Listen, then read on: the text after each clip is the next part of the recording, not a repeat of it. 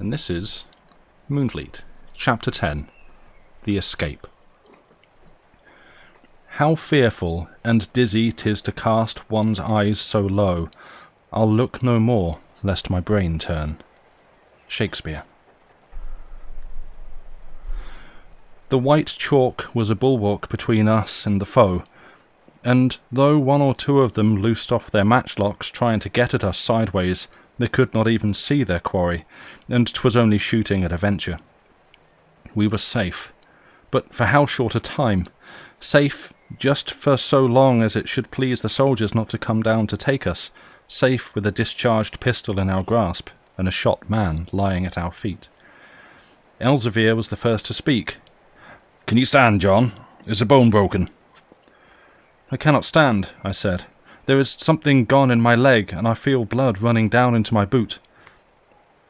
He knelt and rolled down the leg of my stocking, but though he only moved my foot ever so little, it caused me sharp pain, for feeling was coming back after the first numbness of the shot. "They've broke the leg, though it bleeds little," Elzevir said.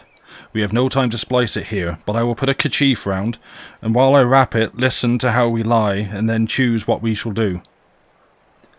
I nodded, biting my lips hard to conceal the pain he gave me, and he went on. "We have a quarter of an hour before the posse can get down to us, but come they will, and thou canst judge what chance we have to save liberty or life with that carrion lying by us," and he jerked his thumb at Maskew. "Though I am glad 'twas not my hand that sent him to his reckoning, and therefore do not blame thee if thou didst make me waste a charge in air. So one thing we can do is to wait here until they come, and I can account for a few of them before they shoot me down. But thou canst not fight with a broken leg, and they will take thee alive, and then there is a dance on air at Dorchester Jail." I felt sick with pain and bitterly cast down to think that I was like to come so soon to such a vile end, so only gave a sigh, wishing heartily that Maskew were not dead, and that my leg were not broke, but that I was back again at the Why Not, or even hearing one of Dr. Sherlock's sermons in my aunt's parlour. Elzevir looked down at me when I sighed, and, seeing, I suppose, that I was sorrowful, tried to put a better face on bad business. "Forgive me, lad," he said, "if I have spoke too roughly. There is yet another way that we may try, and if thou hadst but 2 whole legs I would have tried it, but now 'tis little short of madness. And yet, if thou fearest not, I will still try it. Just at the end of this flat ledge, farthest down from where the bridle path leads down, but not 100 yards from where we stand, there is a sheep track leading up the cliff. It starts where the undercliff dies back again into the chalk face, and climbs by slants and elbow turns up to the top. Shepherds call it the zigzag, and even sheep lose their footing on it. But of men I never heard but one had climbed it, and that was Lander Jordan, when the excise was on his heels half a century back. But he that tries it stakes all on head and foot, and a wounded bird like thee may not dare that flight. Yet, if thou art content to hang thy life upon a hair, I will carry thee some way, and where there is no room to carry, thou must down on hands and knees and trail thy foot." It was a desperate chance enough, but came as welcome as a patch of blue through lowering skies. "Yes," I said, "dear Master Elzevir, let us get to it quickly, and if we fall, 'tis better far to die upon the rocks below than to wait here for them to hale us off to jail." And with that I tried to stand, thinking I might go dot and carry even with a broken leg. But 'twas no use, and down I sank with a groan. Then Elzevir caught me up, holding me in his arms, with my head looking over his back, and made off for the zigzag. And as we slunk along, close to the cliffside, I saw, between the brambles, Maskew, lying with his face turned up to the morning sky. And there was the little red hole in the middle of his forehead, and a thread of blood that welled up from it had trickled off onto the sward.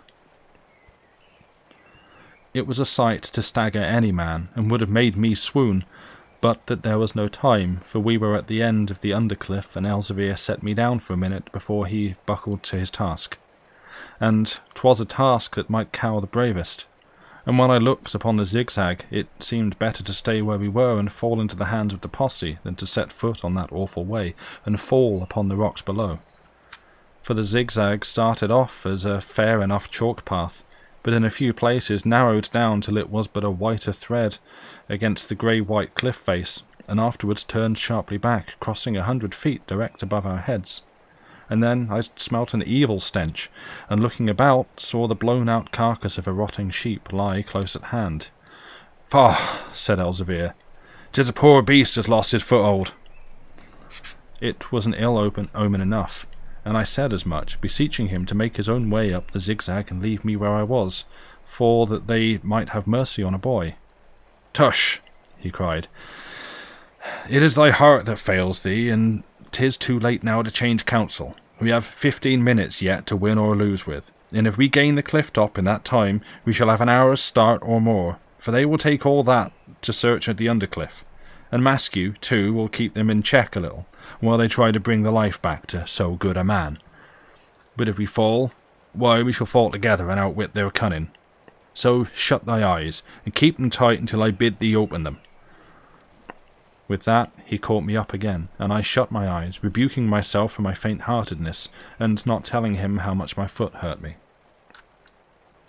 In a minute I knew from Elzevir's steps that he had left the turf, and was upon the chalk. Now I do not believe that there were 6 men beside in England who would have ventured up that path, even free and untrammelled, and not a man in all the world to do it with a full-grown lad in his arms. Yet Elzevir made no bones of it, nor spoke a single word. Only he went very slowly, and I felt him scuffle with his foot as he set it forward to make sure he was putting it down firm. I said nothing, not wishing to distract him from his terrible task, and held my breath when I could, so that I might lie quieter in his arms. Thus he went on for a time that seemed without end, and yet was really but a minute or two, and by degrees I felt the wind, that we could scarce perceive at all on the undercliff, blow fresher and cold on the cliff side. And then the path grew steeper and steeper, and Elzevir went slower and slower, till at last he spoke. "John, I am going to stop, but open not thy eyes till I have set thee down and bid thee." I did as bidden, and he lowered me gently, setting me on all fours upon the path, and speaking again. "The path is too narrow here for me to carry thee, and thou must creep around this corner on thy hands and knees, but have a care to keep thy outer hand near to the inner, and the balance of thy body to the cliff, for there is no room to dance hornpipes here. And hold thy eyes fixed on the chalk wall, looking neither down nor seaward." 'Twas well he told me what to do, and well I did it, for when I opened my eyes, even without moving them from the cliff-side, I saw that the ledge was little more than a foot wide, and that ever so little a lean of the body would dash me on the rocks below. So I crept on, but spent much time that was so precious in travelling those 10 yards to take me round the first elbow of the path, for my foot was heavy, and gave me fierce pain to drag, though I tried to mask it from Elzevir, and he, forgetting what I suffered, cried out, "Quicken thy pace, lad, if thou canst, the time is short." Now so frail is man's temper, and though he was doing more than any ever did to save another's life, and was all I had to trust in the world, yet because he forgot my pain and bade me quicken, my choler rose, and I nearly gave him back an angry word, but thought better of it and kept it in. Then he told me to stop, for that the way grew wider and he would pick me up again. But here was another difficulty, for the path was still so narrow and the cliff wall so close that he could not take me up in his arms. So I lay flat on my face, and he stepped over me, setting his foot between my shoulders to do it. And then, while he knelt down upon the path, I climbed up from behind upon him, putting my arms round his neck, and so he bore me pickaback. I shut my eyes firm again, and thus we moved along another spell, mounting still and feeling the wind still freshening. At length he said that we were come to the last turn of the path, and he must set me down once more. So down upon his knees and hands he went, and I slid off behind onto the ledge. Both were on all fours now, Elzevir first and I following. But as I crept along, I relaxed care for a moment, and my eyes wandered from the cliffside and looked down. And far below I saw the blue sea twinkling like a dazzling mirror, and the gulls wheeling about the sheer chalk wall, And then I thought of that bloated carcass of a sheep that had fallen from this very spot, perhaps, and in an instant felt a sickening qualm and swimming of the brain, and knew that I was giddy and must fall. Then I called out to Elzevir, and he, guessing what had come over me, cries to turn upon my side and press my belly to the cliff. And how he did it in such a narrow strait I know not, but he turned round, and lying down himself, thrust his hand firmly in my back, pressing me closer to the cliff. Yet it was none too soon, for if he had not held me tight, I should have flung myself down in sheer despair to get quit of that dreadful sickness. "Keep thine eyes shut, John," he said, "and count up numbers loud to me, that I may know thou art not turning faint." So I gave out 1, 2, 3, and while I went on counting, heard him repeating to himself, though his words seemed thin and far off, "We must have taken 10 minutes to get here, and in 5 more they will be on the undercliff, and if we ever reach the top, who knows but they have left a guard? No, they will not leave a guard, for not a man knows of the zigzag, and if they knew, they would not guess that we would try it. We have but 50 yards to go to win, and now this cursed giddy fit has come upon the child, and he will fall and drag me with him, or they will see us from below and pick us off like sitting guillemots against the cliff face." So he talked to himself, and all the while I would have given a world to pluck up heart and creep on farther, yet could not, for the deadly sweating fear that had hold of me. Thus I lay with my face to the cliff, and Elzevir pushing firmly in my back. And the thing that frightened me most was that there was nothing at all for the hand to take hold of, for had there been a piece of string, or even a thread of cotton stretched along to give a semblance of support, I think I could have done it. But there was only the cliff wall, sheer and white against that narrowest way, with never cranny to put a finger into. The wind was blowing in fresh puffs, and though I did not open my eyes, I knew that it was moving the little tufts of bent grass, and the chiding cries of the gulls seemed to invite me to be done with fear and pain and broken leg, and fling myself off onto the rocks below. Then Elzevir spoke. "John," he said, "there is no time to play the woman. Another minute of this and we are lost. Pluck up thy courage, keep thy eyes to the cliff, and forward." Yet I could not, but answered, I cannot. If I open my eyes or move hand or foot, I shall fall on the rocks below."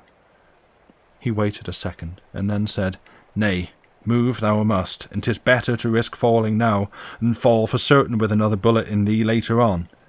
And with that he shifted his hand from my back and fixed it in my coat collar, moving backwards himself, and setting to drag me after him. Now I was so besotted with fright that I would not budge an inch, fearing to fall over if I opened my eyes.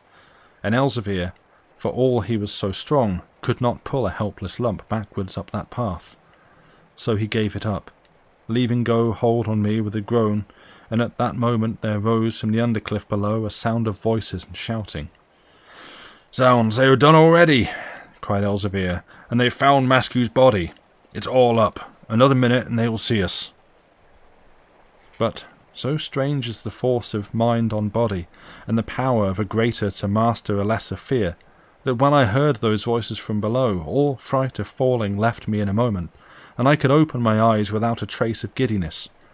So I began to move forward again on hands and knees, and Elzevir, seeing me, thought for a moment I had gone mad and was dragging myself over the cliff, but then saw how it was, and moved backwards himself before me, saying in a low voice, "Brave lad!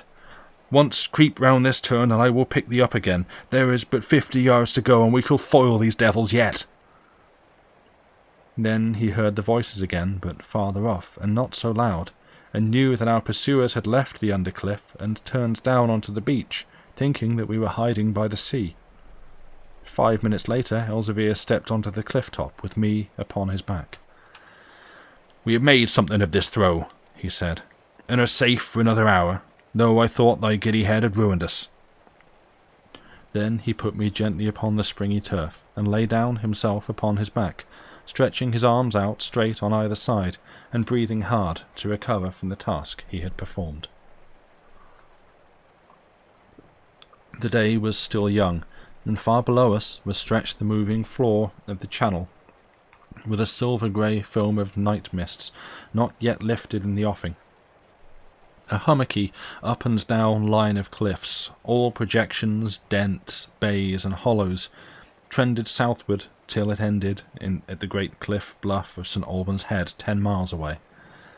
The cliff face was gleaming white, the sea tawny inshore but purest blue outside, with the straight sun path across it, spangled and gleaming like a mackerel's back. The relief of being once more on firm ground, and the exultation of an escape from immediate danger, removed my pain and made me forget that my leg was broken. So I lay for a moment, basking in the sun, and the wind, which a few minutes before threatened to blow me from that narrow ledge, seemed now but the gentlest of breezes, fresh with the breath of the kindly sea. But this was only for a moment, for the anguish came back and grew apace, and I fell to thinking dismally of the plight we were in, how things had been against us in these last days. First, there was losing the Why Not, and that was bad enough. Second, there was the being known by the excise for smugglers, and perhaps for murderers. Third, and last, there was the breaking of my leg, which made escape so difficult. But most of all there came before my eyes that grey face turned up against the morning sun, and I thought of all it meant for Grace, and would have given my own life to call back that of our worst enemy. Then Elzevir sat up, stretching himself like one waking out of sleep, and said, "We must be gone. They will not be back for some time yet, and when they come we'll not think to search closely for us hereabouts, but that we cannot risk, and must get clear away. This leg of thine will keep us tied for weeks, and we must find some place where we can lie hid and tend it. Now I know such a hiding hole in Purbeck, which they call Joseph's Pit, and thither we must go. But it will take all the day to get there, for it is 7 miles off, and I am older than I was, and thou too heavy a babe to carry over lightly." I did not know the pit he spoke of, but was glad to hear of some place, however far off, where I could lie still and get ease from the pain, and so he took me in his arms again and started off across the fields. I need not tell of that weary journey, and indeed could not if I wished, for the pain went to my head and filled me with such drowsy anguish that I knew nothing except when some unlooked-for movement gave me a sharper twinge and made me cry out. At first Elzevir walked briskly, but as the day wore on went slower, and was fain more than once to put me down and rest, till at last he could only carry me 100 yards at a time. It was afternoon, for the sun was past the meridian, and very hot for the time of year, and when the face of the country began to change, and instead of the short sward of the open down sprinkled with tiny white snail shells, the ground was brashy with flat stones, and divided up into tillage fields. It was a bleak, wind-bitten place enough, looking as if 'twould never pay for turning, and instead of hedges there were dreary walls built of dry stone without mortar. Behind one of these walls, broken down in places, but held together with straggling ivy, and buttressed here and there with a bramble bush, Elzevir put me down at length, and said, "I am beat, and can carry thee no farther for this present, though there is not now much farther to go. We have passed Purbeck gates, and these walls will screen us from prying eyes if any chance come or pass along the down. And as for the soldiers, they are not like to come this way so soon, and if they come I cannot help it, for weariness and the sun's heat have made my feet like lead. A score of years ago I would have laughed at such a task, but now 'tis different, and I must take a little sleep and rest till the air is cooler. So sit thee here and lean thy shoulder up against the wall, and thus thou canst look through this broken place and watch both ways. Then, if thou see aught moving, wake me up. I wish I had a thimbleful of powder to make this whistle sound." And he took Maskew's silver-butted pistol again from his bosom and handled it lovingly. "'Tis like my evil luck to carry firearms 30 years, and leave them at home at a pinch like this." With that he flung himself down where there was a narrow shade close against the bottom of the wall, and in a minute I knew from his heavy breathing that he was asleep. The wind had freshened much, and was blowing strong from the west, and now that I was under the lee of the wall I began to perceive that drowsiness creeping upon me, which overtakes a man who has been tousled for an hour or two by the wind, and gets at length into shelter. Moreover, Though I was not tired by grievous toil like Elzevir, I had passed a night without sleep, and felt beside the weariness of pain to lull me to slumber. So it was that before a quarter of an hour was past, I had much ado to keep awake, for all I knew that I was left on guard. Then I sought something to fix my thoughts, and, looking on that side of the wall where the sward was, fell to counting the molehills that were cast up in numbers thereabout. And when I had exhausted them, and reckoned up 30 little heaps of dry and powdery brown earth that lay at random on the green turf, I turned my eyes to the tillage field on the other side of the wall, and saw the inch-high blades of corn coming up between the stones. Then I fell to counting the blades, feeling glad to have discovered a reckoning that would not be exhausted at 30, but would go on for millions, and millions, and millions. And before I had reached 10 in so heroic a numeration, was fast asleep. A sharp noise woke me with a start that set the pain tingling in my leg, and though I could see nothing, I knew that a shot had been fired very near us. I was for waking Elzevir, but he was already full awake and put a finger on his lip to show that I should not speak. Then he crept a few paces down the wall to where an ivy bush overtopped it, enough for him to look through the leaves without being seen. He dropped down again with a look of relief, and said, "'Tis but a lad scaring rooks with a blunderbuss. We will not stir unless he makes this way." A minute later he said, "The boy is coming straight for the wall. We shall have to show ourselves." And while he spoke there was a rattle of falling stones where the boy was partly climbing and partly pulling down the dry wall, and so Elzevir stood up. The boy looked frightened and made as if he would run off, but Elzevir passed him the time of day in a civil voice, and he stopped and gave it back. "What are you doing here, son?" Block asked. "Scaring rooks for Farmer Top," was the answer. "Have you got a charge of powder to spare?" said Elzevir, showing his pistol. "I want to get a rabbit and a gorse for supper, and I've dropped my flask. Maybe you've seen a flask in walking through the furrows?" He whispered to me to lie still, so that it might not be perceived my leg was broken, and the boy replied, "Nope, I see no flask, but very like have not come the same way as you, being sent out here from Lower Moyne. And as for powder, I have little left, and must save that for the rooks, or should get a beating from the pains." "Come," said Elzevir, "give me a charge or two, and there's half a crown for thee." And he took the coin out of his pocket and showed it. The boy's eyes twinkled, and so had mine at so valuable a piece, and he took out from his pocket a battered cowskin flask.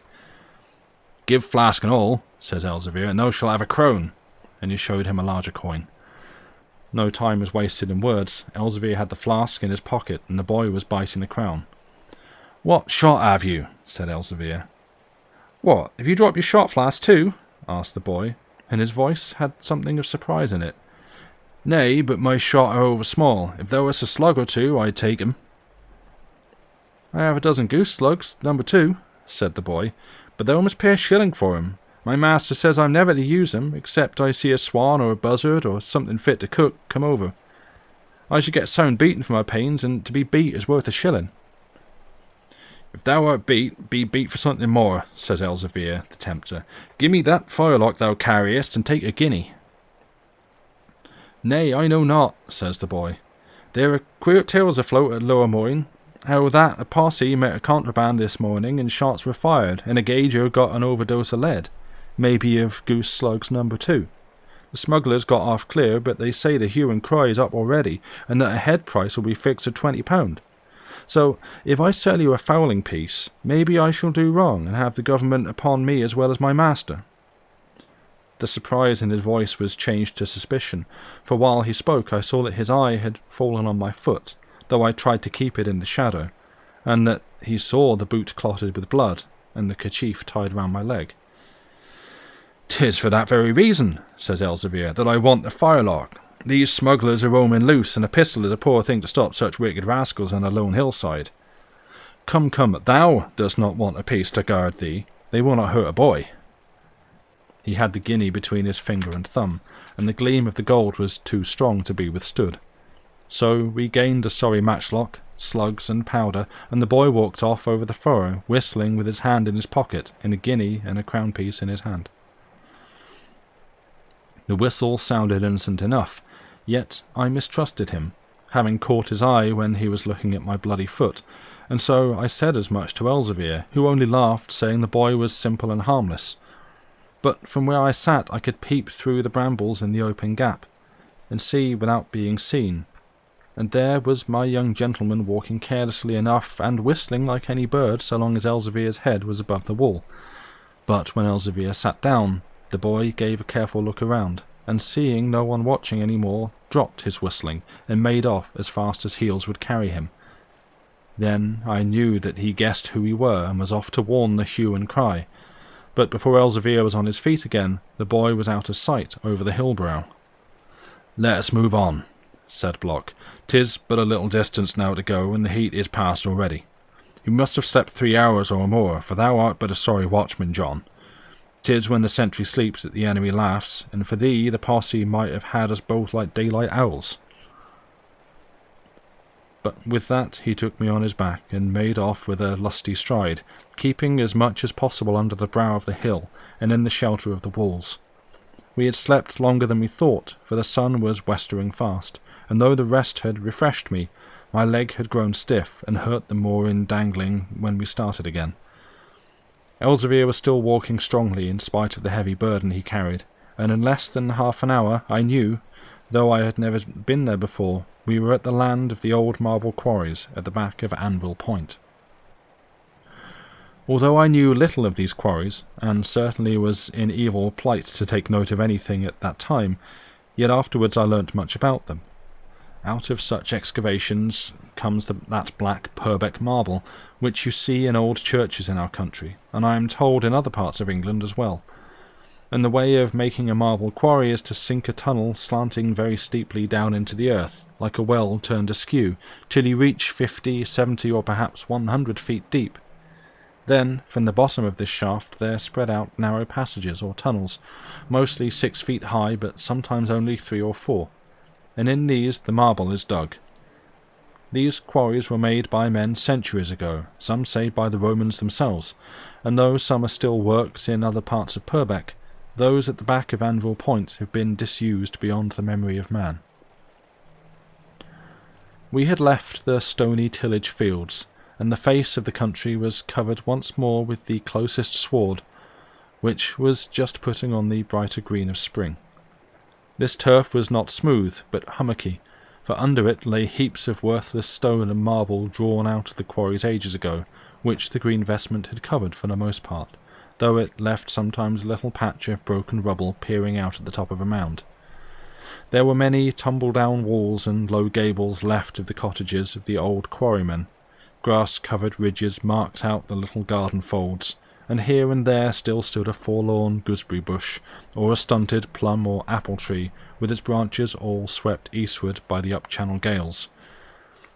As for the quarry shafts themselves, they too were covered round the tips with the green turf, and down them led a narrow flight of steep-cut steps, with a slide of soapstone up the side, on which the marble blocks were once hauled up by wooden winches. Down these steps no feet ever walked now, for not only were suffocating gases said to beset the bottom of the shafts, but men would have it that in the narrow passages below lurked evil spirits and demons. One who ought to know about such things told me that when St. Aldhelm first came to Purbeck, he found the old pagan gods under a ban deep in these passages, but that the worst of all the crew was a certain demon called the Mandrive, who watched over the best of the black marble, and that was why such marble might only be used in churches or for graves, for if it were not for this holy purpose, the Mandrive would have power to strangle the man that hewed it. It was by the side of one of these old shafts that Elzevir laid me down at last. The light was very low, showing all the little unevenness of the turf. The sward crept over the edges of the hole, and every crack and crevice in steps and slide was green with ferns. The green ferns shrouded the walls of the hole, and ruddy brown brambles overgrew the steps, till all was lost in the gloom that hung at the bottom of the pit. Elzevir drew a deep breath or two of the cool evening air, like a man who has just come through a difficult trial. "There," he said, "this is Joseph's pit, and here we must lie hid until thy foot is sound again. Once get to the bottom safe, we can laugh at Posse and hue and cry and at the King's Crown itself. I cannot search all the quarries, and are not like to search any of them, for they are cowards at the best, and hang much on tales at the Mandrive. Aye, and such tales are true enough, for there are lurk gases at the bottom of most of the shafts, like devils to strangle any that go down. And if they do come down this Joseph's pit, we still have 19 chances in a score they cannot thread the workings. But last, if they come down and thread the path, there is this pistol and a rusty matchlock, and before they come to where we lie, we can hold the troop at bay and sell our lives so dear they will not care to buy them. We waited a few minutes, and then he took me in his arms and began to descend the steps, back first as one goes down a hatchway.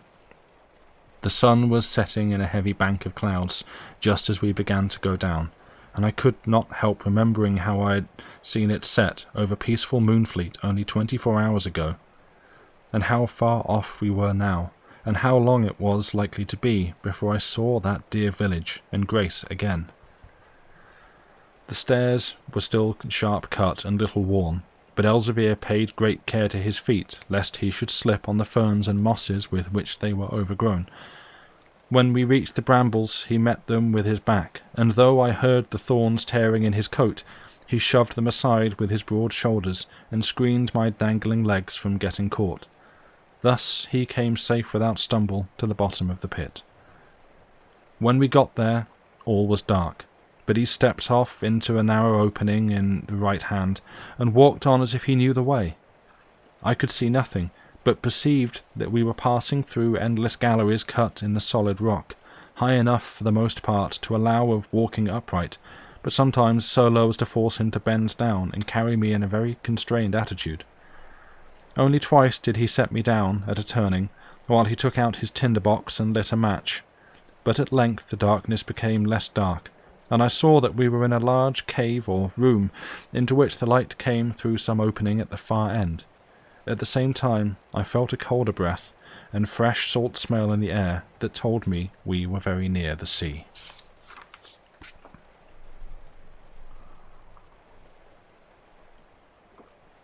Chapter 11.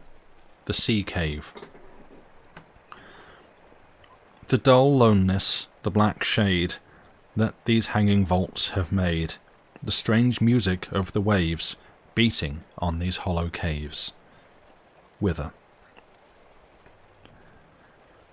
He set me down in one corner, where was some loose dry silver sand upon the floor, which others had perhaps used for a resting place before. "Thou must lie here for a month or two, lad," he said. "'Tis a mean bed, but I have known many worse, and will get some straw tomorrow, if I can, to better it."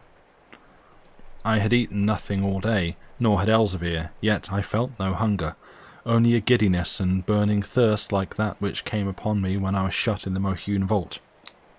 So 'twas very music to me to hear a pat and plash of water dropping from the roof into a little pool upon the floor, and Elzevir made a cup out of my hat and gave a full drink of it that was icy cool and more delicious than any smuggled wine of France. And after that I knew little that happened for 10 days or more, for fever had hold of me, and as I learnt afterwards, I talked wild and could scarce be restrained from jumping up and loosing the bindings that Elzevir had put upon my leg. And all that time he nursed me as tenderly as any mother could her child, and never left the cave except when he was forced to seek food. But after the fever passed, it left me very thin, as I could see from hands and arms, and weaker than a baby, and I used to lie the whole day, not thinking much, nor troubling about anything, but eating what was given me and drawing a quiet pleasure from the knowledge that strength was gradually returning. Elzevir had found a battered sea-chest cast up on Peveril Point, and from the side of it made splints to set my leg, using his own shirt for bandages. The sand-bed, too, was made more soft and easy with some armfuls of straw, and in one corner of the cave was a little pile of driftwood and an iron cooking-pot. And all these things Elzevir had got by foraging of nights, using great care that none should see him, and taking only what would not be missed or thought about. But soon he contrived to give Ratsey word of where we were, and after that the sexton fended for us. There were none even of the landers knew what was become of us, save only Ratsey, and he never came down the quarry, but would leave what he brought in one of the ruined cottages a half-mile from the shaft. And all the while there was strict search being made for us, and mounted excisemen scouring the country. For though at first the posse took back Maskew's dead body and said we must have fallen over the cliff, for there was nothing to be found of us, yet afterwards a farm boy brought tale of how he had come suddenly on men lurking under a wall, and how one had a bloody foot and leg, and how the other sprung upon him, and after a fierce struggle wrenched his master's rook-piece from his hands, rifled his pockets for a powder-horn, and made off with them like a hare towards Corfe. And as to Maskew, some of the soldiers said that Elzevir had shot him, and others that he died by misadventure, being killed by a stray bullet of one of his own men on the hilltop. But for all that, they put a head price on Elzevir of £50, and £20 for me, so we had reason to lie close. It must have been Maskew that listened that night at the door when Elzevir told me the hour at which the cargo was to be run, for the posse had been ordered to be at Hoare Head at 4 in the morning. So all the gang would have been taken, had it not been for the Golder making earlier, and the soldiers being delayed by tippling at the Lobster. All this Elzevir learnt from Ratsey, and told me to pass the time, though in truth I had as lief not heard it, for 'tis no pleasant thing to see one's head wrote down so low as £20. And what I wanted most to know, namely how Grace fared, and how she took the bad news of her father's death, I could not hear, for Elzevir said nothing, and I was shy to ask him. Now when I came entirely to myself, and was able to take stock of things, I found that the place in which I lay was a cave some 8 yards square and 3 in height, whose straight-cut walls showed that men had once hewed stone therefrom. On one side was that passage through which we had come in, and on the other opened a sort of door which gave on to a stone ledge 8 fathoms above high water mark. For the cave was cut out just inside that iron cliff face which lies between St. Albans Head and Swanage. But the cliffs here are different from those on the other side of the head, being neither so high as Hoare Head, nor of chalk, but standing for the most part only 100 or 150 feet above the sea, and showing towards it a stern face of solid rock. But though they rise not so high above the water, they go down a long way below it, so that there is 50 fathom right up to the cliff, and many a good craft out of reckoning in fog, or on a pitch-dark night, has run full against that frowning wall, and perished ship and crew, without a soul to hear their cries. Yet, though the rock looks hard as adamant, the eternal washing of the wave has worn it out below, and even with the slightest swell there is a dull and distant booming of the surge in those cavernous deeps, and when the wind blows fresh, each roller smites the cliff like a thunderclap, till even the living rock trembles again. It was on a ledge of that rock face that our cave opened, and sometimes on a fine day Elzevir would carry me out thither, so that I might sun myself and see all the moving channel without myself being seen. For this ledge was carved out something like a balcony, so that when the quarry was in working, they could lower the stone by pulleys to boats lying underneath, and perhaps haul up a keg or two by way of ballast, as might be guessed by the stanchions still rusting in the rock. Such was this gallery, and as for the inside of the cave, 'twas a great empty room, with a white floor made up of broken stone dust trodden hard of old, till one would say it was plaster, and dry, without those sweaty damps so often seen in such places, save only one in the corner, a land spring dropped from the roof, trickling down over spiky rock icicles, and falling into a little hollow in the floor. This basin had been scooped out of set purpose, with a gutter seaward for the overflow, and round it, on the wet patch of the roof above, grew a garden of ferns and other clinging plants.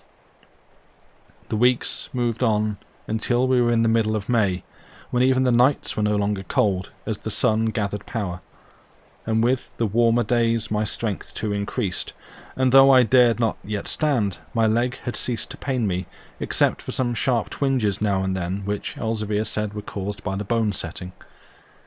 and then he would put a poultice made of grass upon the place, and once walked almost as far as Chaldron to pluck sorrel for a soothing mash. Now, though he had gone out and in so many times in safety, yet I was always ill at ease when he was away, lest he might fall into some ambush and never come back. Nor was it any thought of what would come to me if he were caught that grieved me, but only care for him, for I had come to lean in everything upon this grim and grizzled giant, and love him like a father. So when he was away I took to reading to beguile my thoughts, but found little choice of matter, having only my aunt's red prayer book that I thrust into my bosom the afternoon that I left Moonfleet, and Blackbeard's locket. For that locket hung always round my neck, and I often had the parchment out and read it, not that I did not know it now by heart, but because reading it seemed to bring grace to my thoughts, for the last time I had read it was when I saw her in the Manor woods. Elzevir and I had often talked over what was to be done when my legs should be sound again, and resolved to take passage to St. Malo in the Bonaventure, and there lie hid till the pursuit against us should have ceased. For though 'twas war-time, French and English were as brothers in the contraband, and the shippers would give us bit and sup, and glad to, as long as we had need of them. But of this I need not say more, because 'twas but a project, which other events came in to overturn. Yet 'twas upon this very errand, namely to fix the Bonaventure's men the time to take us over to the other side, that Elzevir had gone out on the day of which I shall now speak. He was to go to Poole, and left our cave in the afternoon, thinking it safe to keep along the cliff edge, even in the daylight, and to strike across country when dusk came on. The wind had blown fresh all the morning from south-west, and after Elzevir had left, strengthened to a gale. My leg was now so strong that I could walk across the cave with the help of a stout blackthorn that Elzevir had cut me, and so I went out that afternoon onto the ledge to watch the growing sea.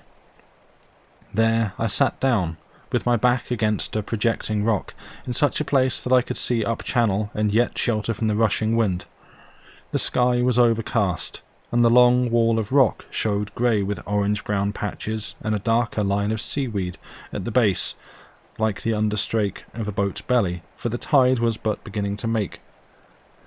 There was a mist, half fog, half spray, scudding before the wind, and through it I could see the white-backed rollers lifting over Peveril Point, while all along the cliff face the sea-birds thronged the ledges and sat huddled in snowy lines, knowing the mischief that was brewing in the elements. It was a melancholy scene, and bred melancholy in my heart, and about sundown the winds southed a point or two, setting the sea more against the cliff, so that the spray began to fly even over my ledge, and drove me back into the cave. The night came on much sooner than usual, and before long I was lying on my straw bed in perfect darkness. The wind had gone still more to south, and was screaming through the opening of the cave. The caverns down below bellowed and rumbled. Every now and then a giant roller struck the rock such a blow as made the cave tremble, and then a second later there would fall, splattering on the ledge outside, the heavy spray that had been lifted by the impact. I have said that I was melancholy, but worse followed, for I grew timid and fearful of the wild night, and the loneliness and the darkness, and all sorts of evil tales came to my mind, and I thought much of baleful heathen gods that St. Aldhelm had banished to these underground cellars, and of the Mandrive who leapt on people in the dark and strangled them.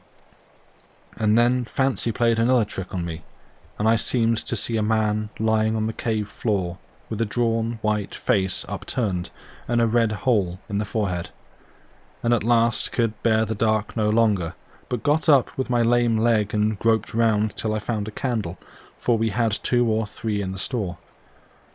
'Twas only with much ado I got it lit and set up in the corner of the cave, and then I sat down close by, trying to screen it with my coat. But do what I would, the wind came gusting round the corner, blowing the flame to one side and making the candle gutter as another candle guttered on that black day in the Why Not. and so thought whisked round till I saw Maskew's face wearing a look of evil triumph, when the pin fell at the auction, and again his face grew deadly pale, and there was the bullet mark on his brow. Surely there were evil spirits in this place to lead my thoughts so much astray, and then there came to my mind that locket on my neck, which men had once hung round Blackbeard's to scare evil spirits from his tomb. If it could frighten them from him, might it not rout them now, and make them fly from me?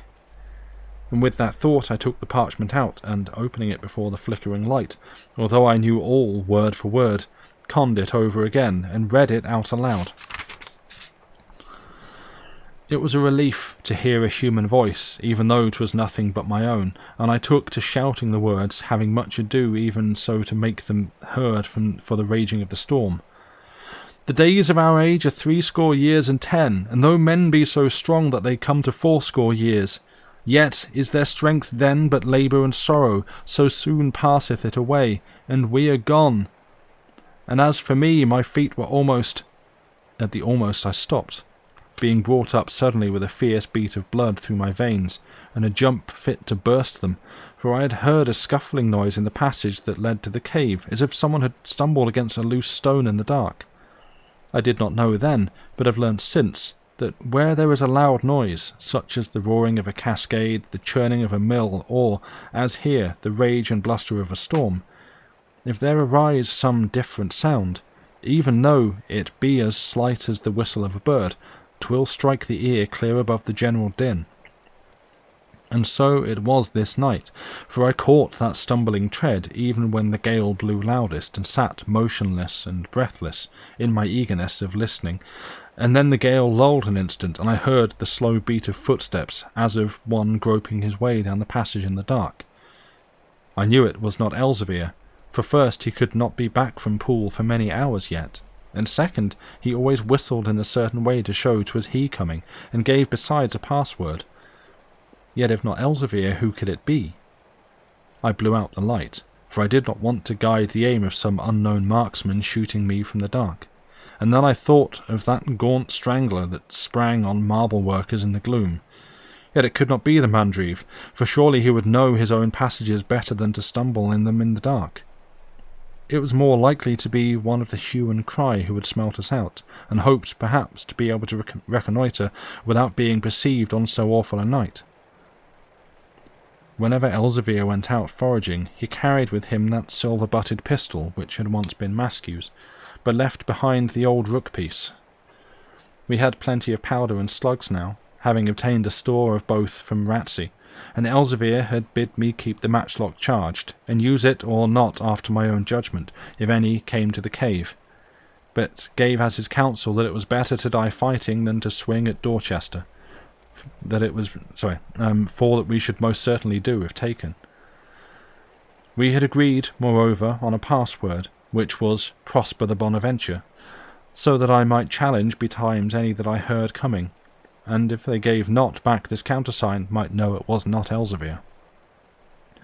So now I reached out for the piece which lay beside me on the floor, and scrambled to my feet, lifting the decal in the darkness, and feeling with my fingers in the pan to see 'twas full of powder.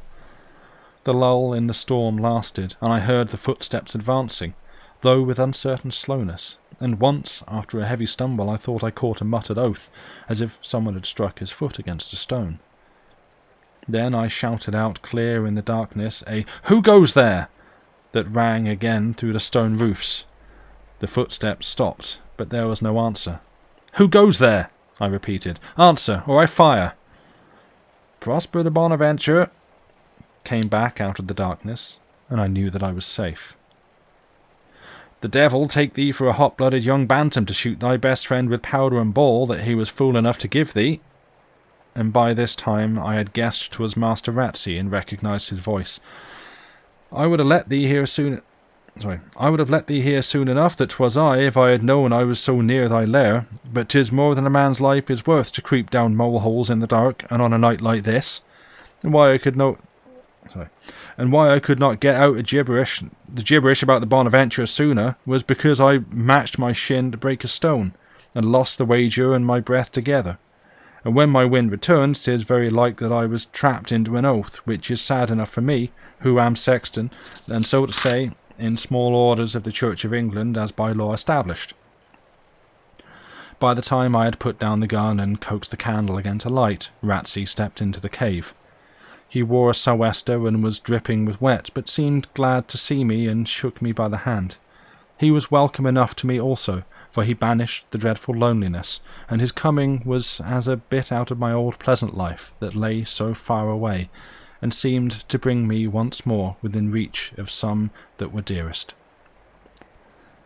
And that's the end of the chapter, and where I shall take the break for tonight. So, yeah. I guess I don't have... I'll talk about things that have been said in chat after the break.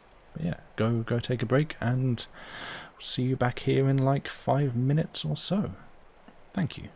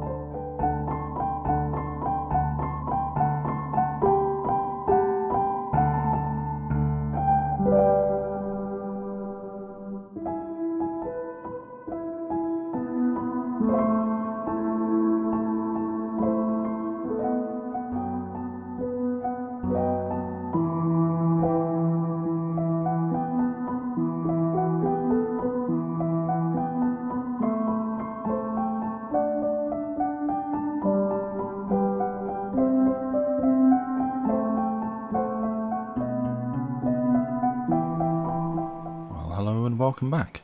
I hope that everyone has had a good and useful break.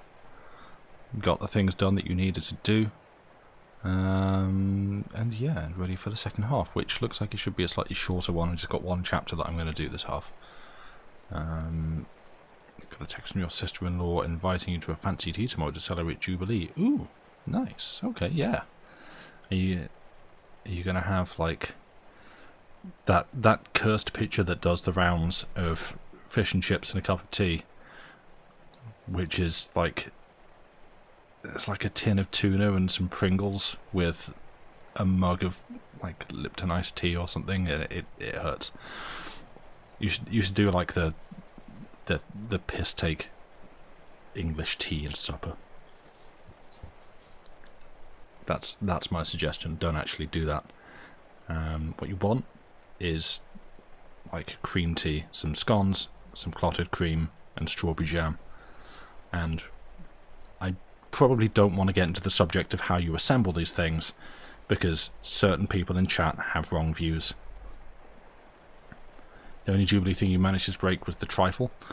I have done precisely nothing Jubilee relevant, but trifle is very good. My views are wrong? No, my views are cream first. Yeah. No, sorry, no, jam first, then cream. That's the one. Yeah, not cream first. Yeah, you spread the jam on first, and then you put the cream on top, because jam spreads and cream is like difficult. Yeah, you tricked me? No, I just read what you said. Yeah, jam goes. Sorry for those of you wanting me to go with Moonfleet. We'll get there, but this is an important discussion. Yeah, which goes first? Jam goes first. Scone, base, then layer of jam, and then cream, because cream is the important part. And so, how can we both be? How can we both be wrong? Cream is easy to put onto jam, because jam creates a flat surface, whereas if you have cream, then you have to like dollop the jam on top and it just kind of sits there. Whereas jam spreads. Otherwise you have to have just like a tiny bit of cream. Surely there's only two options, because there's two things, so it's like one way or the other way.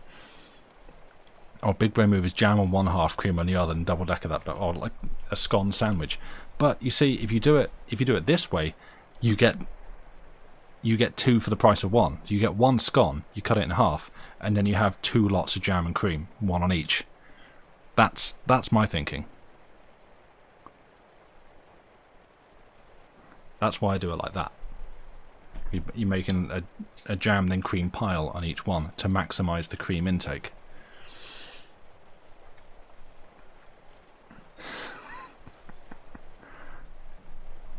Twice the scone, twice the power. I mean, I can't argue with the logic. But yeah, what was there anything else to? I missed you say, Rachel. Your husband and sister grew up in England. Okay. She has an English accent, but he had an American accent, which is interesting. Oh man, yeah. Is it like?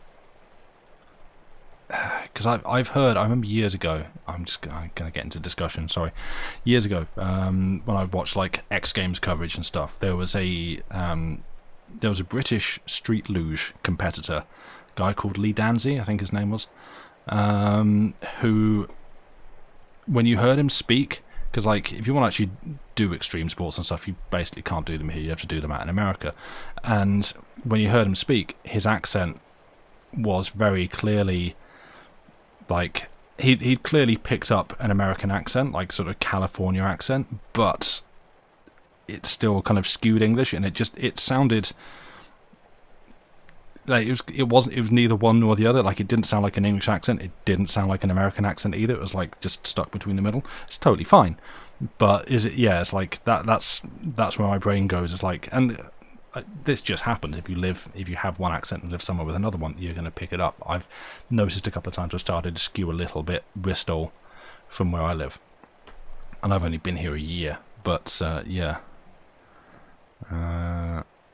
whatever views you have, you can't beat the monstrosity you had yesterday. A Bulgarian and Portuguese staff member making scones. They poured double cream, then put jam. No, I don't think so. That's wrong.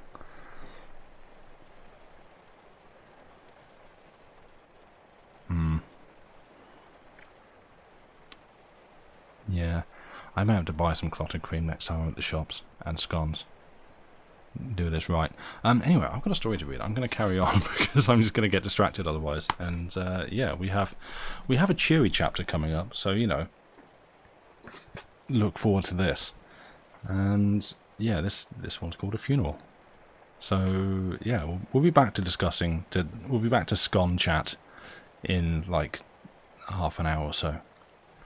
But I'll leave you with that while I carry on reading. You entertain yourselves, that's fine. As we continue with Chapter 12, A Funeral.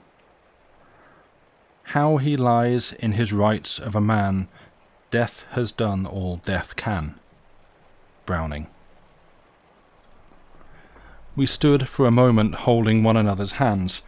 When Ratsey spoke, John, these 2 months have changed thee from boy to man.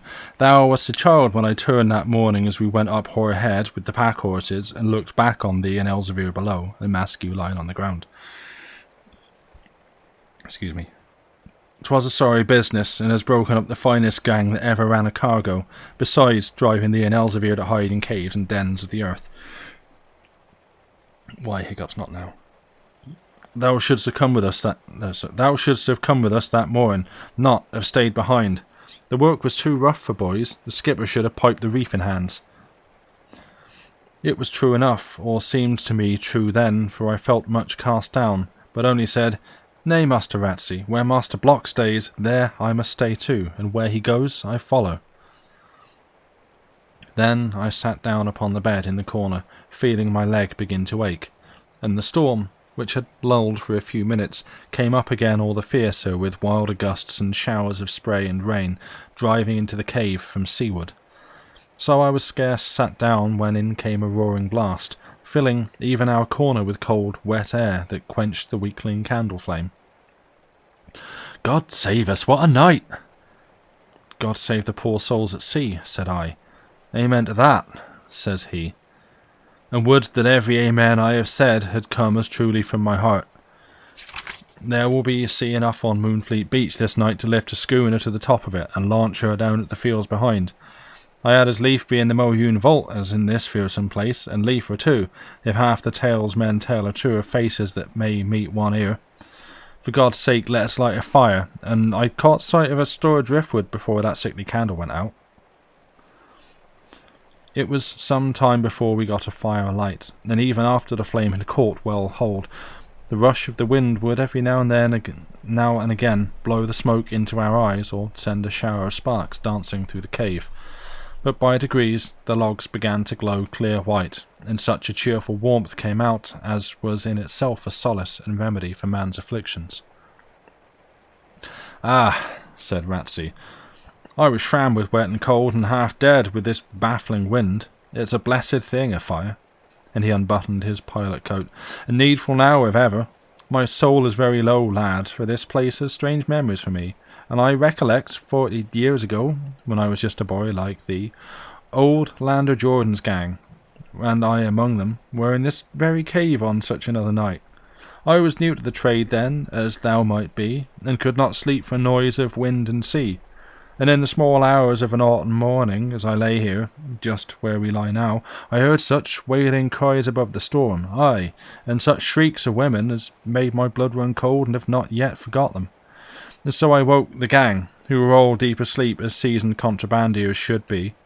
But though we knew that there were fellow creatures fighting for their lives in the seasoned flood beneath us, we could not stir hand nor foot to save them, for nothing could be seen for rain and spray. And 'twas not till next morning that we heard the Florida had foundered just below, with every soul on board. Aye, it is a queer life, and you and Block are in a queer strait now, and that is what I came to tell you.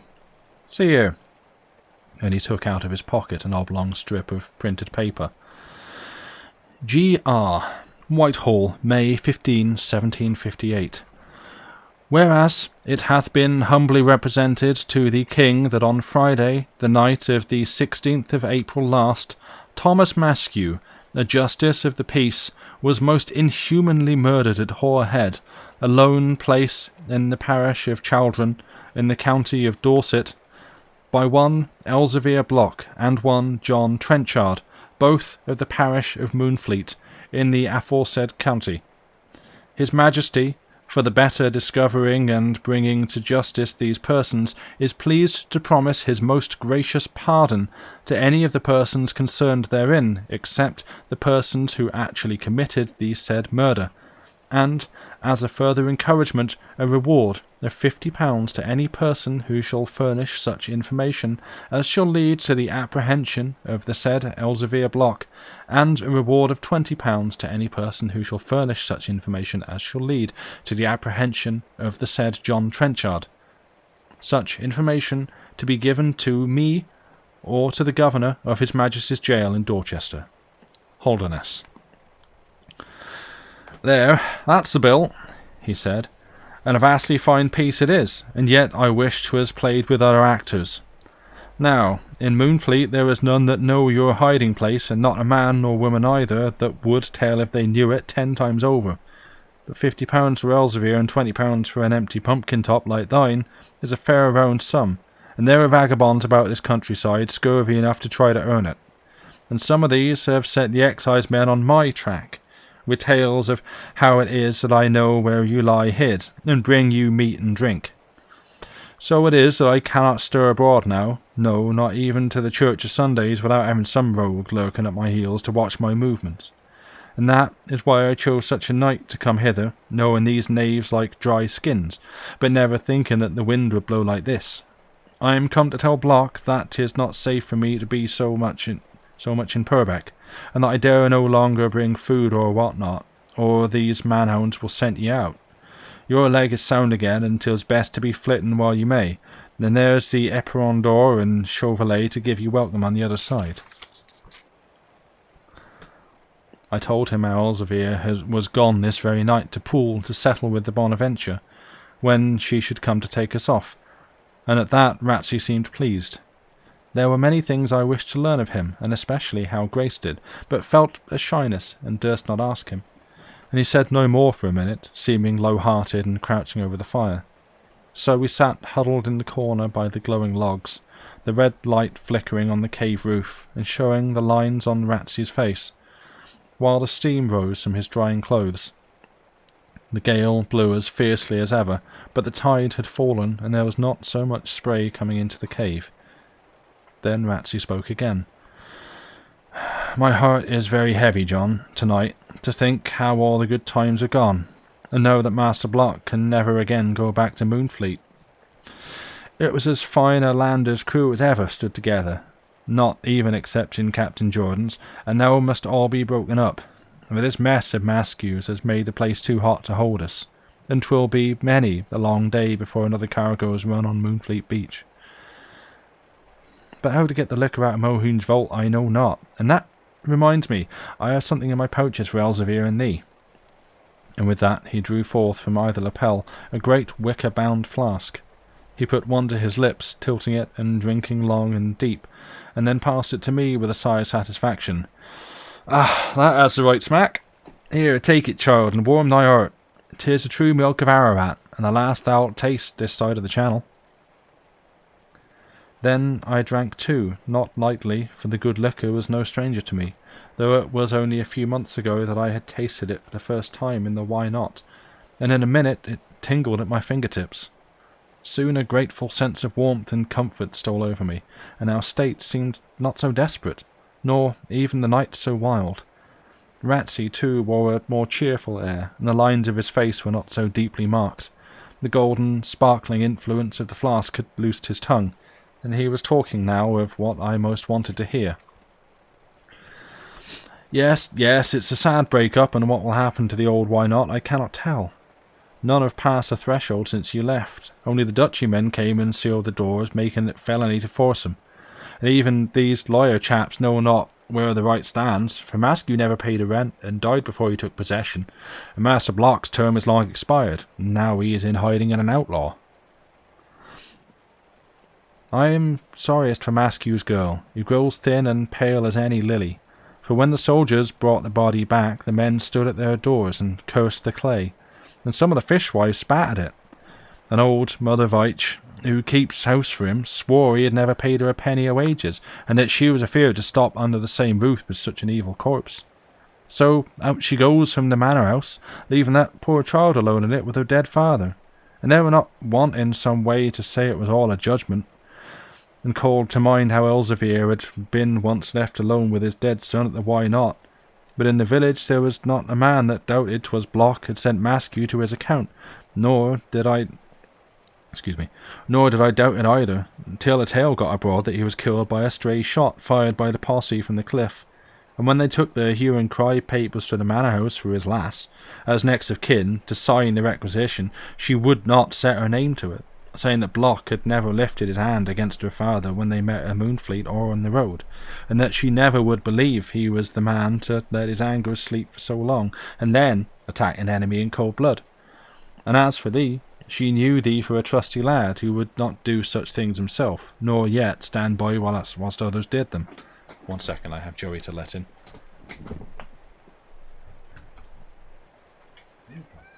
Yes.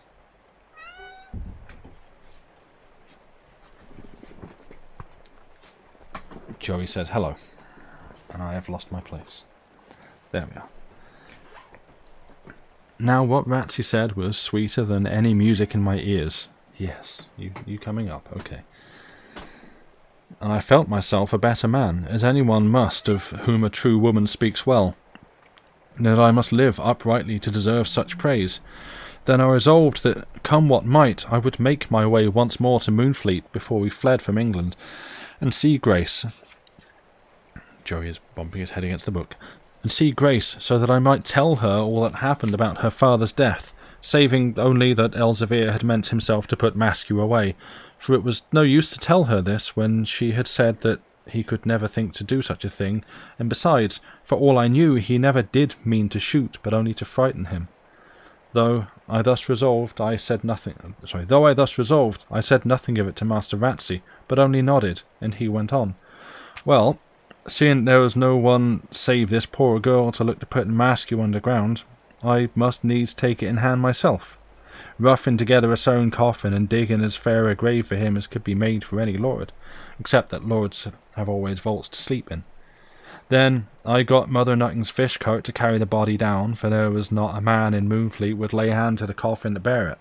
Then off we started down the street, I leading the wall-eyed pony and the coffin following on the trolley. There was no mourner to see him home except his daughter, and she without a bit of black upon her, for she had no time to get her crapes, and yet she needed none, having grief writ plain enough upon her face. When we got to the churchyard, the crowd was gathered there, men and women and children not only from Moonfleet but from Ringstave and Monkbury. They were not come to mourn but to make jibes and show how much they hated him, and many of the children had old pots and pans for rough music. Parson Glennie was waiting in the church, and there he waited, for the cart could not pass the gate, and we had no bearers to lift the coffin. Then I looked round to see if there was any that would help to lift, but when I tried to meet a man's eye, he looked away, and all I could see was the bitter scowling faces of the women. And all the while the girl stood by the trolley looking at the ground. She had a little kerchief over her head that let the hair fall about her shoulders, and her face was very white, with eyes red and swollen through weeping. But when she knew that all the crowd was there to mark her father, and that there was not a man would raise hand to lift him, she laid her head upon the coffin, hiding her face in her hands, and sobbed bitterly. Ratsey stopped for a moment and drank again at the flask, and as for me, I still said nothing, feeling a great lump in my throat, and reflecting how hatred and passion have power to turn men to brutes. "I am a rough man," Ratsey resumed, "but tender-like withal, and when I saw her weep, I ran off to the church to tell the parson how it was, and beg him to come out and try if we too could lift the coffin. So out he came, just as he was, with surplice on his back and book in hand. But when the men knew what he was come for, and looked upon that tall, fair girl bowed down upon her father's coffin, their hearts were moved, and first Tom Tewkesbury steps out with a sheepish air, and then Garrett, and then 4 others. So now we had 6 fine bearers, and 'twas only women that could still look hard and scowling, and even they said no word, and not a boy beat his pan. Then Mr. Glennie, seeing he was not wanted for bearer, changed to parson, and strikes up with, "I am the resurrection and the life." 'Tis a great text, John, and though I've heard it scores and scores of times, it never sounded sweeter than on that day, for 'twas a fine afternoon, and what with there being no wind, but the sun bright and the sea still and blue, there was a calm on everything that seemed to say, "Rest in peace, rest in peace." And was not the spring with us, and the whole land preaching of resurrection, the birds singing, trees and flowers waking from their winter sleep, and cowslips yellow on the very graves? Then surely 'tis a fond thing to push our enmities beyond the grave, and perhaps even he was not so bad as we held him, but might have tricked himself into thinking he did right to hunt down the contraband. I know not how it was, but something like this came into my mind, and did perhaps to others, who we got him under without a sign or word from any that stood there. There was not one sound heard inside the church or out, except Mr. Glennie's reading and my amens, and now and then a sob from the poor child. But when 'twas over and the coffin safe lowered, up she walked to Tom Tewkesbury, saying through her tears, "I thank you, sir, for your kindness," and holds out her hand.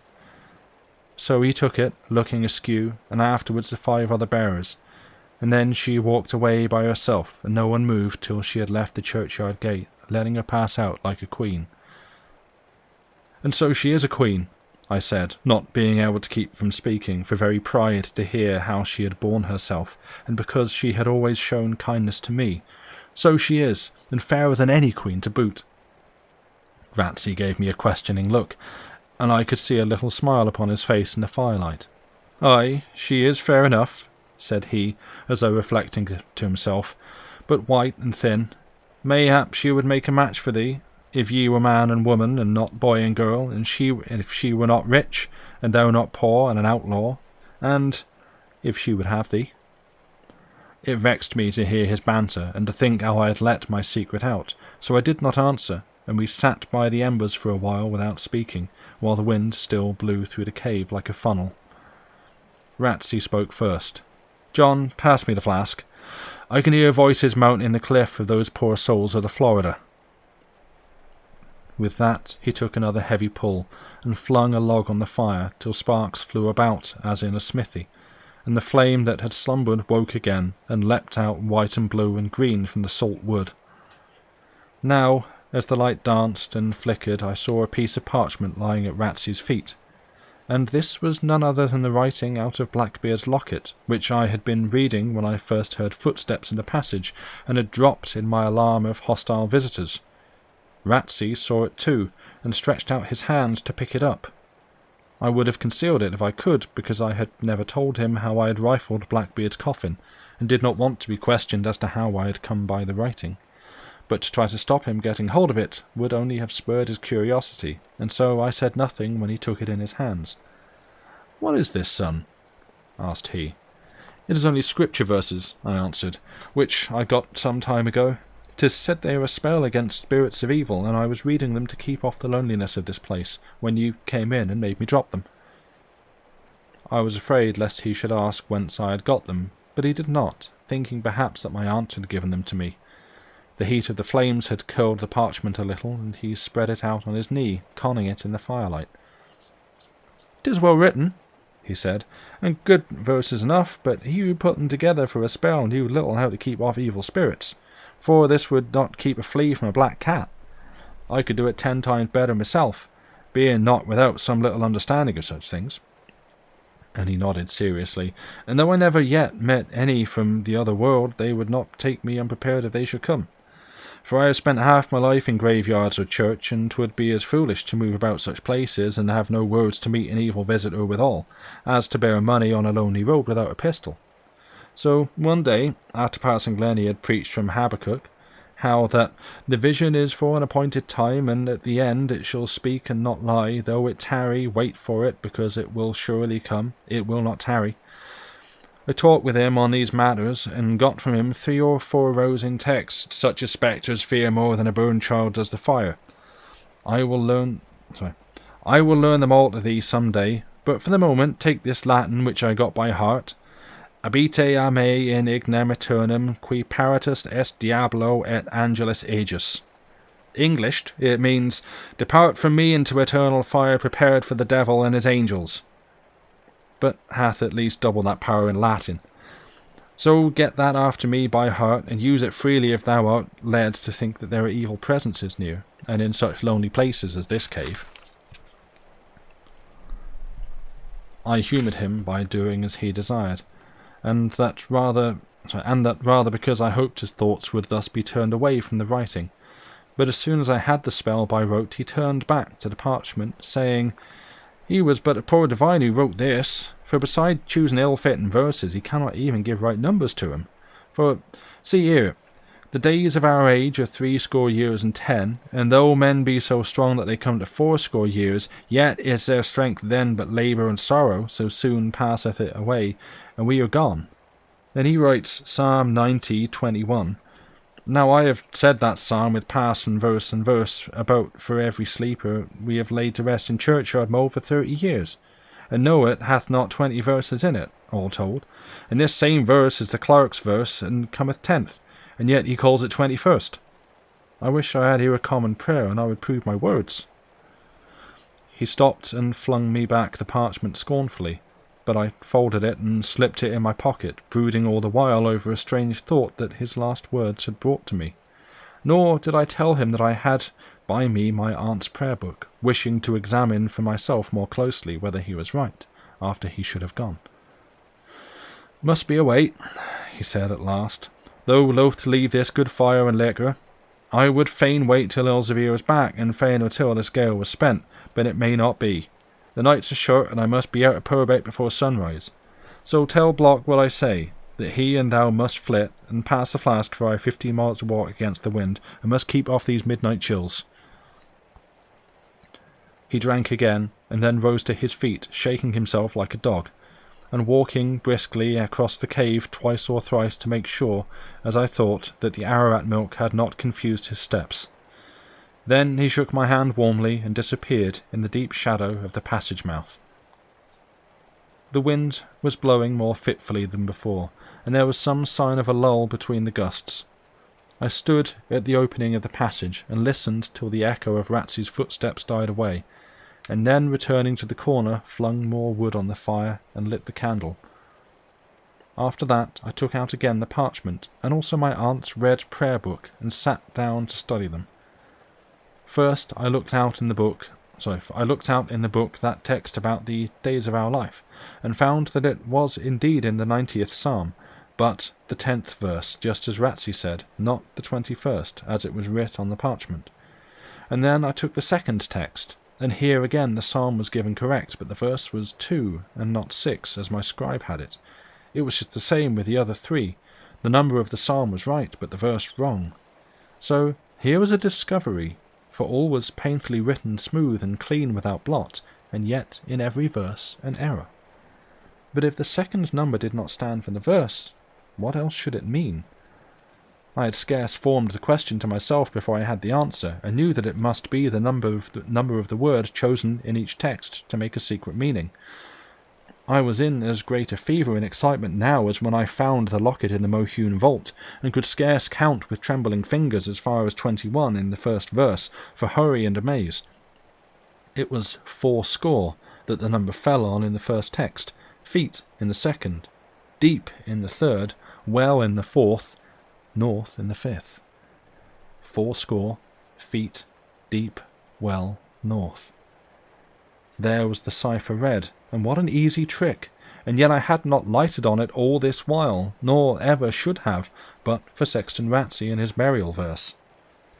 It was a cunning plan of Blackbeard, but other folk were quite as cunning as he, and here was all his treasure at our feet. I chuckled over that to myself, rubbing my hands, and read it through again. fourscore feet deep well north. 'Twas all so simple, and the word in the fourth verse, well, and not a vale or pool, as I had stuck at so often in trying to unriddle it. How was it I had not guessed as much before? And here was something to tell Elzevir when he came back, that the clue was found to the cipher and the secret out. I would not reveal it all at once, but tease him by making him guess, and at last tell him everything, and we would set to work at once to make ourselves rich men. And then I thought once more of Grace, and how the laugh would be on my side now, for all Master Ratsy's banter about her being rich and me being poor. 80 feet deep well north. I read it again, and somehow it was this time a little less clear, and I fell to thinking what it was exactly that I should tell Elzevir, and how we were to get to work to find the treasure. 'Twas hid in a well, that was plain enough, but in what well? And what did north mean? Was it the north well, or to north of the well, or was it 80 feet north of the deep well? I stared at the verses if the ink would change colour and show some other sense, and then a veil seemed drawn across the writing, and the meaning to slip away, and be as far as ever from my grasp. 80 feet deep well north, and by degrees exulting gladness gave way to bewilderment and disquiet of spirit, and in the gusts of wind I heard Blackbeard himself laughing and mocking me for thinking I had found his treasure. Still I read and reread it, juggling with the words and turning them about to squeeze new meaning from them. 80 feet deep in the north well, 80 feet deep in the well to north, 80 feet north of the deep well. So the words went round my head, round and round in my head, till I was tired and giddy, and fell unawares asleep. It was daylight when I awoke, and the wind had fallen, though I could still hear the thunder of the swell against the rock face down below. The fire was yet burning, and by it sat Elzevir cooking something in the pot. He looked fresh and keen, like a man risen from a long night's sleep, rather than one who had spent the hours of darkness in struggling against a gale, and must afterwards remain watching because, forsooth, the sentinel sleeps. He spoke as soon as he saw that I was awake, laughing and saying, "How goes the night watchman? This is the second time that I have caught thee napping, and did sleep so sound it might have taken a cold pistol's lips against thy forehead to awake thee." I was too full of my story even to beg his pardon, but began at once to tell him what had happened, and how, by following the hint that Ratsey had dropped, I had made out, as I thought, a secret meaning in these verses. Elzevir heard me patiently, and with more show of interest towards the end, and then took the parchment in his hands, reading it carefully and checking the errors of numbering by the help of the red prayer book. "I believe thou art right," he said at length. "For why should the figures all be false if there was no hidden trickery in it? If it had been one or two were wrong, I should have said some priest has copied them in error, for priests are thriftless folk, and had as lief set a thing down wrong as right. But with all wrong there is no room for chance. So if he means it, let us see what 'tis he means.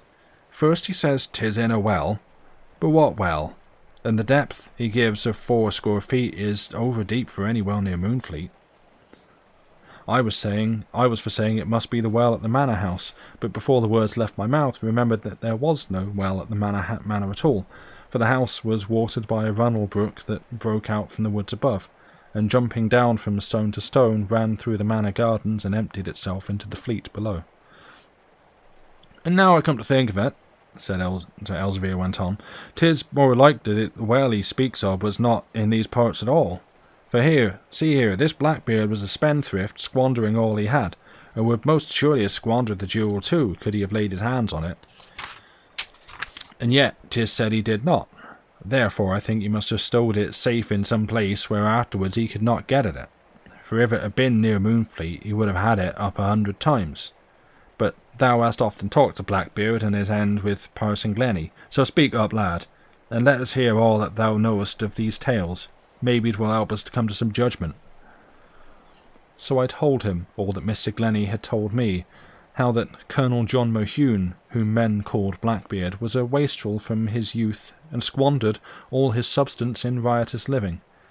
Thus, being at his last turn, he changed from royalist to rebel, and was set to guard the king in the castle at Carisbrooke. But there he stooped to a bribe, and took from his royal prisoner a splendid diamond of the crown to let him go.